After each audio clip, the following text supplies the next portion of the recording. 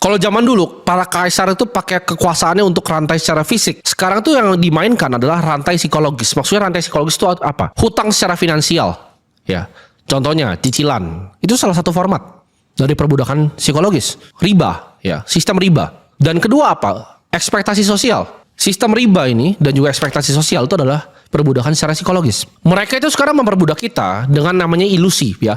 Ilusi bahwa kita adalah manusia yang bebas. Padahal setiap hari harus masuk ya ke tempat yang sama, tempat yang kita sebenarnya nggak pengen kerja, cuma untuk mendapatkan uang yang dicetak sama mereka. Lalu dibebani kita secara psikologis dengan berbagai macam cicilan.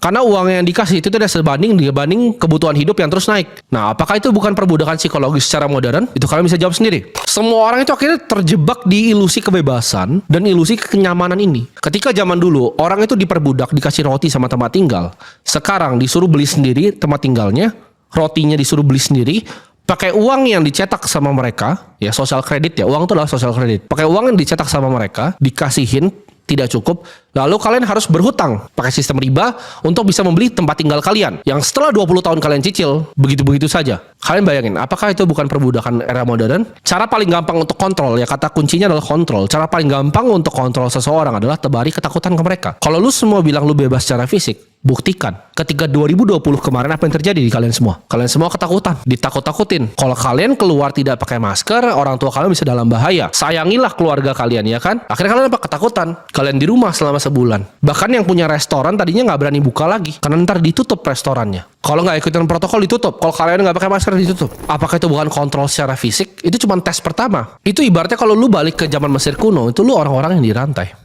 Nggak dikasih rumah, tapi ya zaman dulu masih dikasih rumah loh. Budak tuh dikasih rumah. Ini banyak miskonsepsi. Budak tuh cuman disiksa terus. Budak tuh banyak yang dikasih rumah di Mesir. Kalian pelajari dulu sejarah yang benar. Mindset budak ini justru gue sebutnya mindset budak ya. Karena ini sangat berbahaya untuk kita memiliki mindset budak ini. Gue kasih contoh yang sangat-sangat sederhana. Orang yang selalu ya gampang terpengaruh oleh media. Orang yang selalu itu gampang sekali. Kalian bayangin, kalian bisa emosi terhadap seseorang yang kalian ketemu nggak pernah, kalian tahu hidupnya tidak, hanya dari headline media. Sesimpel kata-kata di headline media itu bisa bikin kalian merasa emosi terhadap orang tertentu. Menurut gua, orang yang bisa emosi karena kata-kata seseorang itu orang paling bodoh.